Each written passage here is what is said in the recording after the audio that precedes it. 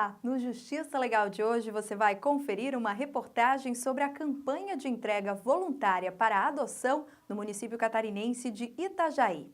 No quadro Entrevista recebemos o jurista Eduardo Avelar Lamy, que fala sobre as práticas de compliance.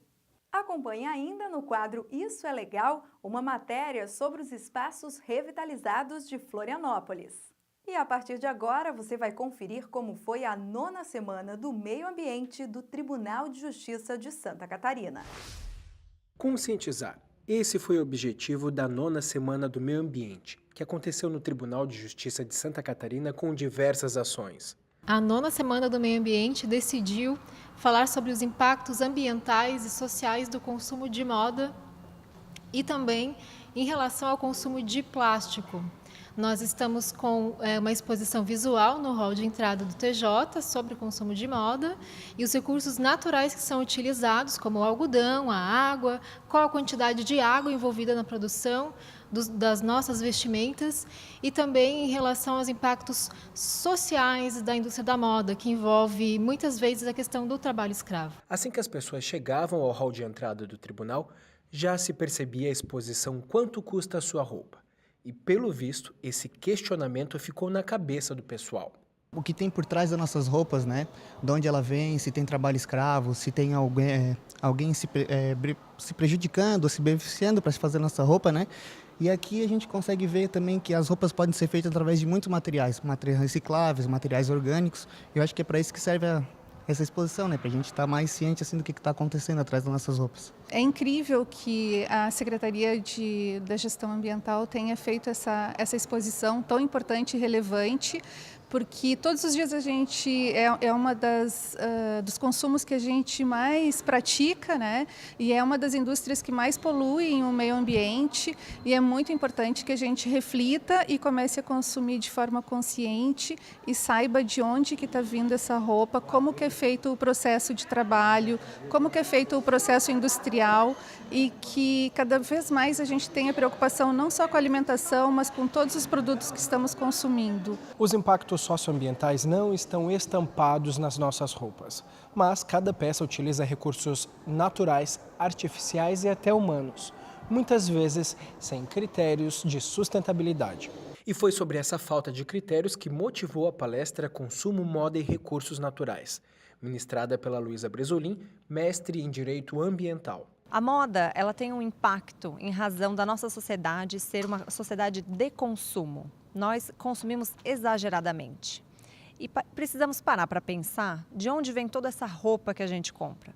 Nós temos fibras naturais, fibras artificiais, fibras sintéticas. E cada uma tem um impacto diferenciado no meio ambiente, com muitas externalidades negativas. Então, hoje eu trouxe alguns exemplos, por exemplo, dos impactos nefastos do poliéster, que é uma fibra sintética que o homem produz à base do petróleo, e ela impacta diretamente a fauna aquática. E comarcas do interior do estado, como Fraiburgo e Navegantes, também participaram do evento com palestras e ações. Em Gaspar, foi feita até uma arrecadação de tampinhas destinada à reciclagem em prol do projeto Mãos para o Mundo. O meio ambiente é o meio que nós vivemos. Naturalmente, ele tem que ser debatido, difundido e protegido. Então, as ações como esta, promovida pelo Poder Judiciário todos os anos, e todo o trabalho dessa secretaria é muito importante, porque assim como nós fazemos parte do Poder Judiciário, somos ao mesmo tempo cidadãos responsáveis pela proteção ambiental. O Antônio é advogado e participou do evento com o objetivo de se inteirar mais sobre a relação do meio ambiente, moda e sistema jurídico brasileiro. A tendência é a legislação cada vez mais, digamos, apertar esse controle ambiental, né? Através de medidas de ordem administrativa, de ordem civil e de ordem penal, inclusive, no sentido de obrigar essas indústrias que manipulam isso e outras tantas, que têm alguma ligação com uma linkagem com o meio ambiente, em observar esses preceitos de conservação ambiental. Uma exposição de fotos do Ministério Público do Trabalho retratou denúncias de ilegalidades das condições em municípios brasileiros. Outra ação que movimentou a Corte Catarinense foi a redução de consumo de itens de plástico, como sacolinhas e copos descartáveis. O restaurante está participando, colaborando com a Semana do Meio Ambiente, em 2018, na redução de descartáveis, de copos, plásticos, talheres, e a gente pretende ter uma economia mais ou menos de 30% no consumo de descartáveis.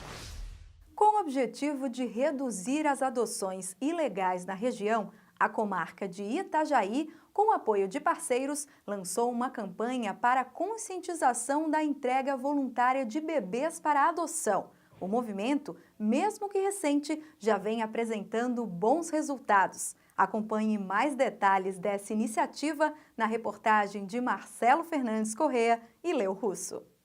O fluxo das atenções no município catarinense de Itajaí vinha chamando a atenção das autoridades nos últimos anos.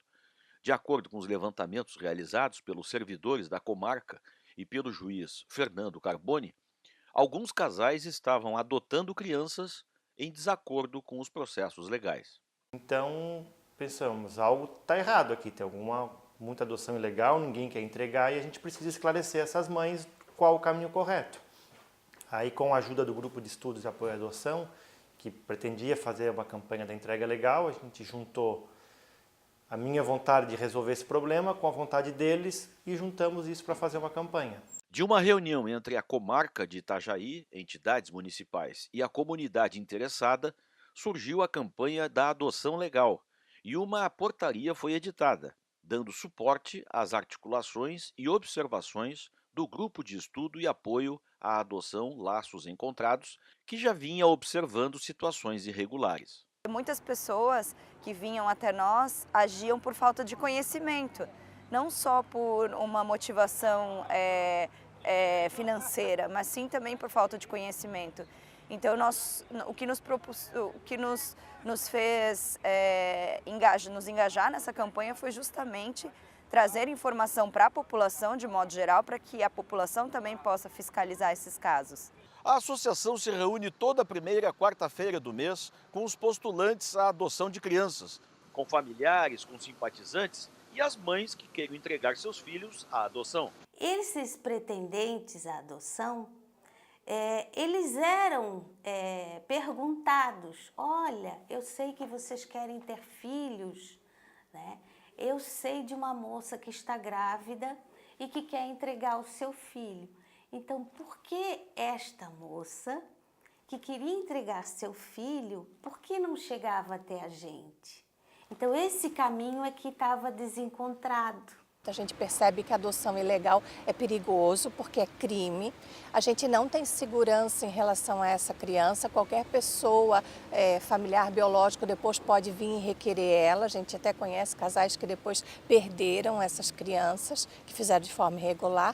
Então a gente optou por fazer o que é correto, esperar, fazer da forma legal e quando fosse para chegar seria o momento. A gente busca com essa campanha atingir as mães em estado de vulnerabilidade social, sem condições de assumir realmente a maternagem dessa criança para possível entrega, mas para que ela seja sensibilizada a entregar ao Fórum da Infância e da Juventude, e não entregar essa criança para um terceiro que não vai ter o devido preparo, né, e não vai saber o destino dessa criança.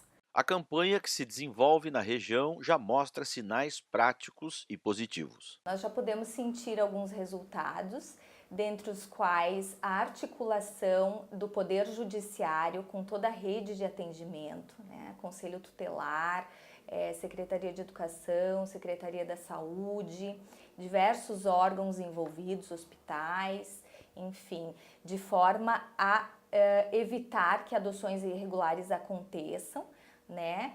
E também propiciou alguns impactos importantes, porque uma semana após o lançamento da campanha, nós já recebemos 2 gestantes com o interesse de entregar seus filhos em adoção. A adoção legal traz certezas, segurança e pede, quase sempre, a paciência de quem adota.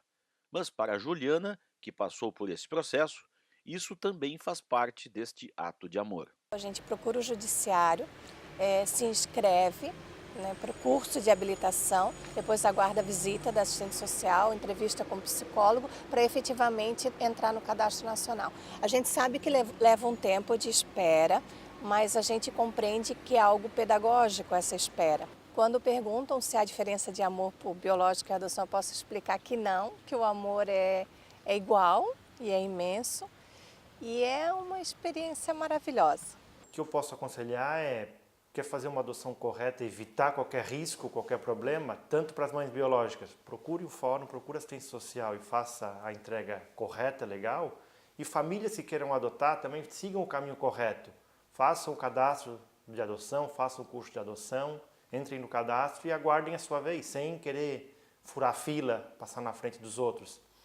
Porque isso é um risco para todo mundo e principalmente para a criança.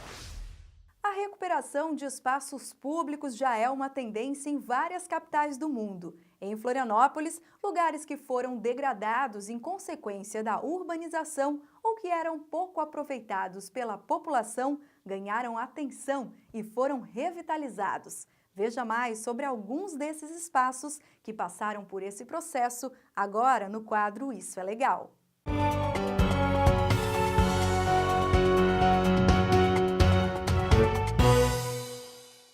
As belezas naturais de Florianópolis são incontestáveis. Por isso, a Prefeitura da cidade está organizando ações de revitalização de espaços públicos. Um dos beneficiados é o tradicional Parque da Luz. O Parque da Luz, existe uma iniciativa comunitária de longa data que vem melhorando cada dia o parque, né, através da administração da própria comunidade. Mas o fato é que ele, a partir da abertura da Ponte Hercílio Luz, que se pretende o ano que vem, o Parque da Luz tem um papel muito importante no entorno, né? Então a gente entendeu que era o momento de, junto com a comunidade, construir um programa de intervenções adequadas a curto e longo prazo para o Parque da Luz. A ideia é que o parque receba cada vez mais eventos culturais e sociais para movimentar a região, sempre respeitando as diretrizes que estão sendo definidas. A população, pelo visto, aprovou as medidas.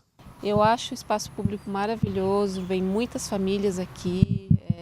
Ele é um parque, ele é muito agradável, ele tem um espaço muito bom. O espaço é tão bom que a Andréia trouxe a filha ao Parque da Luz para fazer uma das atividades que mais gosta, acrobacia em tecido. Eu acho que é bastante importante para a cidade, assim, o pessoal está usando bastante.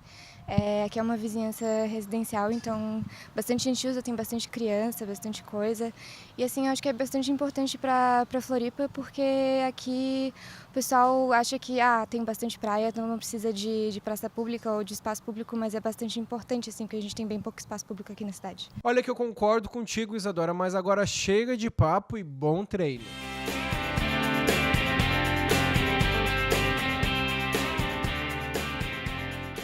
E tem morador da região que é tão apaixonado pelo local que defende mais eventos com apoio da iniciativa privada. Olha, um espaço público como esse aqui é essencial, né? É um espaço gratuito, que a população tem acesso 24 horas, poder fazer seu lazer aqui, né?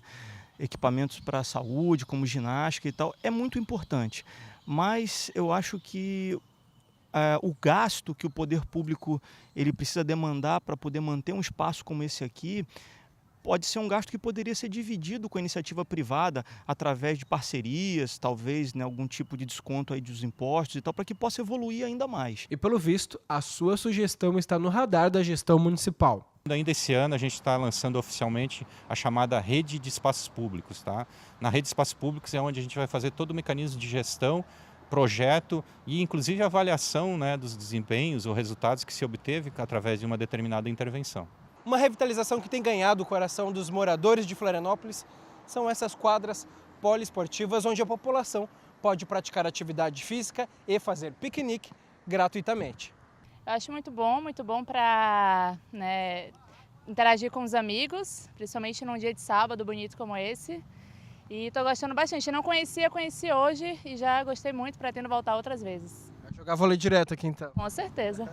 Eu achei show de bola mesmo, eu não sou daqui, eu vim da minha cidade faz 1 ano e achei muito bom quando eu vi aqui o pessoal jogando, qualquer um pode vir de graça aqui, brincar no sábado, à noite, qualquer dia, é muito bom mesmo. E você usa com frequência? Eu estou usando todo sábado com os piá, agora eu venho aqui treinar um futebol, um vôleizinho, é muito bom para a saúde mesmo do pessoal. E não é que o grupo acabou me desafiando para uma partida rápida? Olha que eu não podia fazer feio, né? Eu aceitei.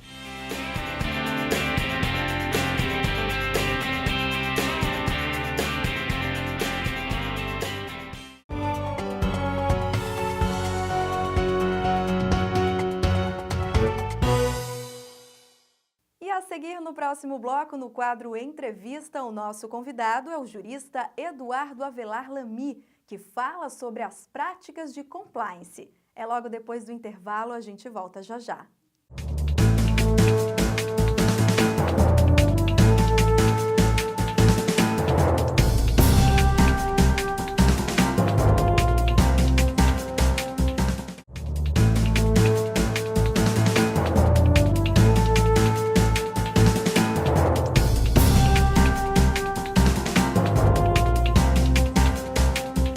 No quadro Entrevista de hoje, nós vamos receber Eduardo Lamy. Ele é o presidente da Comissão de Conformidade e Compliance da OAB Catarinense. Doutor, muito obrigado por nos receber aqui. Eu que agradeço, Marcelo.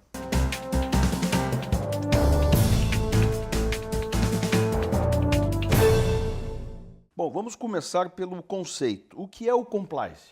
Compliance é a junção de duas ideias. A ideia de respeitar as normas e a ideia de fazer com que essas normas sejam respeitadas. Então, o verbo to comply do inglês significa fazer, respeitar.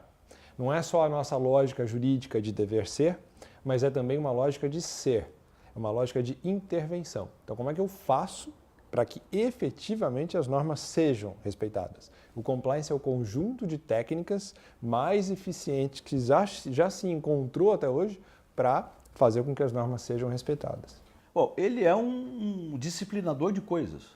Exatamente. O compliance faz com que a gente consiga atingir eficiência em relação ao respeito de normas. E para isso ele precisa disciplinar através de fiscalização, através de investigação, através de métodos de comunicação, canais de comunicação. Então, o compliance é um conjunto de técnicas que tem essa finalidade de fazer com que, ao final, as normas sejam respeitadas, sejam elas normas legais ou normas internas. O compliance, o trabalho de compliance, ele questiona as normas? O trabalho de compliance não serve para analisar crítica à norma em si, mas quando se trata de uma norma interna que o compliance percebe ter alguma dificuldade para cumprimento, o que se questiona é por que essa norma existe? Essa norma faz sentido? Se mesmo depois de todo um programa de compliance no âmbito interno, um estatuto, por exemplo, de uma instituição ainda que privada, não necessariamente pública, que tem uma norma específica cujo cumprimento tem sido difícil. Se mesmo com compliance a gente tem tido dificuldade para cumprir, será que faz sentido essa norma de uma forma ou de outra ser questionada? Então, sim, às vezes o compliance auxilia a gente a melhorar a própria norma. Isso pode acontecer. Eu falo em relação a mudar a norma, né? A especificamente transformá-la em coisa melhor. O compliance também atua sobre essa questão, ou seja, aperfeiçoar a norma e não só apenas seguir a norma? Em princípio, não é essa a finalidade dos programas de compliance, porque o objetivo deles é fazer com que essa norma seja cumprida partindo da premissa de que aquilo que consta na norma é o que é correto, o que é certo, o que é ético, são os valores que a gente tem que seguir. Muitas vezes a lógica da norma, a lei é o que ela diz que ela não é uma lógica que vai fazer parte do setor de compliance. Mas, quando mesmo com as técnicas mais eficientes, determinadas normas internas não conseguem ser cumpridas, imagina que eu tenho um procedimento muito complexo de controle de qualidade dentro de uma empresa. E o setor de compliance não consegue fazer com que ela seja cumprida à risca sempre. Bom, isso provavelmente significa que se eu tenho um setor de compliance muito atento, é porque essa norma é um pouco além do que ela é necessária. Então, por vezes, o compliance ajuda a refletir se a norma é uma norma que vale a pena, se essa norma não deve ser modificada ou não. Mas no que diz respeito à norma legal, não existe a tradição de você alterar a norma legal por meio de compliance. Bom, o compliance é um conceito e um trabalho que ele pode ser atuado, então, se desenvolvido no setor público e privado, né? Pode. Ele nasce no setor privado, especialmente nos Estados Unidos da América, no início dos anos 80. Mas rapidamente ele passa para o setor público porque ele passa a trabalhar muito com questão de regulação e trabalhar muito no setor financeiro. E nesses setores a regulamentação trata também do interesse público. Então ele rapidamente vem para o setor também público, sendo que no Brasil nós temos o Ministério da Transparência, que possui uma série de normas que estabelece normas de compliance para o setor público também, né? Então, as empresas públicas, sociedades de economia mista no Brasil precisam ter compliance. Quem contrata com a administração pública em valores que a legislação vai estabelecer, dependendo do caso, superiores a 5 milhões, dependendo do caso, superiores a 1,5 milhão, depende muito do tipo de contratação que vai se fazer, você também precisa ter compliance. O Estado do Rio de Janeiro exige, o Estado de São Paulo, o município de São Paulo. Então, nós já temos o Distrito Federal, né, em contratações superiores a 1,5 milhão de reais. Todas essas entidades públicas exigem compliance para você poder contratar com elas. E também exigem que a própria entidade pública faça compliance. Então, é claro que os prazos, na maioria das vezes, para a instituição do programa de compliance são prazos que ainda estão correndo. Boa parte dos prazos, por exemplo, para as empresas públicas, para as autarquias públicas, são prazos que ainda vencem ao longo desse ano de 2018. Mas esse é um tema que já está se desenvolvendo com muita intensidade e que, especialmente nos próximos meses e anos, estará se desenvolvendo ainda mais. Bem, nós estamos falando aqui no mundo jurídico, né, neste espaço aqui. O senhor falou muito desta questão, né, das leis, da questão do jurídico mesmo. Dentro deste espaço, como é que o compliance se estabelece? No Brasil, ele se insere através da lei de lavagem de dinheiro, da lei de conflito de interesses. Todas essas leis falam em programas de compliance como forma de você buscar evitar que você caia na armadilha da lavagem de dinheiro, da armadilha do conflito de interesses. Nós temos também a lei que versa sobre a livre concorrência, no Brasil, a 12.529.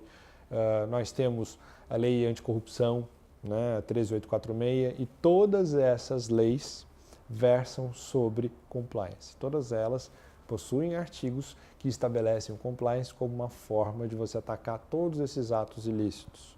Da mesma forma, nós temos um decreto, que é 8.420, que é um decreto que regulamenta a lei anticorrupção, que regulamenta outras formas de utilização do compliance, que são muito importantes. Nós temos hoje um selo, que é o selo Proética do Ministério da Transparência, que tem uma regulamentação que também é muito respeitada, e temos também um guia de compliance do Conselho Administrativo de Defesa Econômica. Então, todo esse arcabouço de informações e de normas perfaz hoje o modelo de compliance brasileiro. Então, nós temos realmente uma série de diplomas legais que são muito importantes para que a gente possa fazer compliance. E temos, claramente, diretrizes a seguir. O compliance no Brasil, ele tem uma dificuldade especial em relação ao resto do mundo? Nós costumamos achar que o brasileiro é mais desonesto do que ele é. A gente acha que só o brasileiro tem jeitinho. A gente acha que a nossa cultura faz com que nós sejamos mais malandros do que todos os outros. A ideia de que o Brasil é um país mais corrupto do que os outros é uma ideia errada. Se a gente fizer uma análise, por exemplo... O compliance desconstrói isso. O compliance desconstrói porque ele traz dados, né? Se você fizer uma análise comparativa dos países mais corruptos, por exemplo, a gente vai perceber que o Brasil é um dos países mais corruptos, mas não significa que ele seja o mais corrupto, nem que ele seja o único país em que exista corrupção. O estudo do compliance mostra as causas desse tipo de situação e ele mostra também que nós temos, no entanto, no Brasil, muitos dos controllers e de oficiais de compliance que são respeitados no mundo inteiro, que têm grandiosa criatividade para solucionar problemas através de compliance. Então, eu diria que no Brasil, nós temos dificuldade para atuar com compliance, assim como existe dificuldade para atuar em compliance na maior parte dos países em que existe um nível muito grande de corrupção. Eu diria que, no nosso caso, especialmente por conta dos últimos fatos históricos que nós tivemos no Brasil, fica ainda mais claro, por conta da Operação Lava Jato, a importância dos programas de compliance. Porque seja quando você faz um acordo de leniência no CAD, seja quando você faz um TCC também perante o CAD, seja quando você faz algum outro acordo referente às operações que você realiza, né, ou mesmo essas outras empresas todas que participam e participaram da Lava Jato, o número de empresas que participou da Lava Jato e que tinham programas de compliance apenas formais, programas para inglês ver, programas que não tinham seriedade necessária para realmente realizar o compliance, era muito grande. Então, se você hoje pratica compliance de maneira séria, e essa que é a grande discussão, se o compliance é meramente formal ou se ele efetivamente é compliance. Porque nós temos modelos no Brasil de compliance absolutamente qualitativo.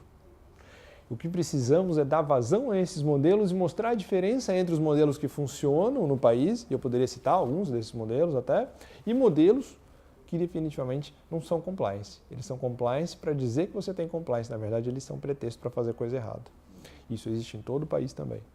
Mas no Brasil nós precisamos conseguir seguir o modelo certo. E na minha opinião, o compliance tende sim a indicar quais são os modelos certos por conta da globalização, por conta da necessidade que nós temos de fazer negócios com mais segurança, da necessidade que o mundo tem de fazer negócios com o Brasil também de forma mais segura. Este conceito do compliance, ele em si, já chegou na academia, nos operadores do direito, já se ensina isso?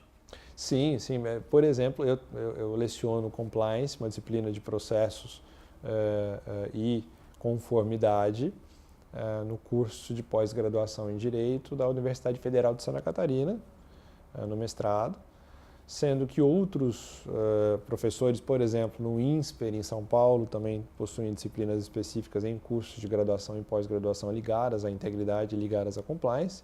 E no mundo afora nós temos várias instituições dedicadas à pesquisa no âmbito do compliance. Eu diria que a principal referência da pesquisa no âmbito do compliance hoje, em âmbito internacional, é a Transparência Internacional, né? International Transparency, cuja sede fica em Berlim. Eu estive em Berlim 2 anos atrás fazendo pesquisa, por exemplo, lá, e a quantidade de dados que eles têm é um negócio impressionante. Então, sim, e eu diria que esse é um dos pontos, inclusive, em que a academia mais se aproxima do dia a dia prático, né? Porque esses dados são muito importantes para você entender o que é que está acontecendo. Para você ter uma ideia, hoje, no âmbito do compliance, utiliza-se muito a inteligência artificial para conseguir informações.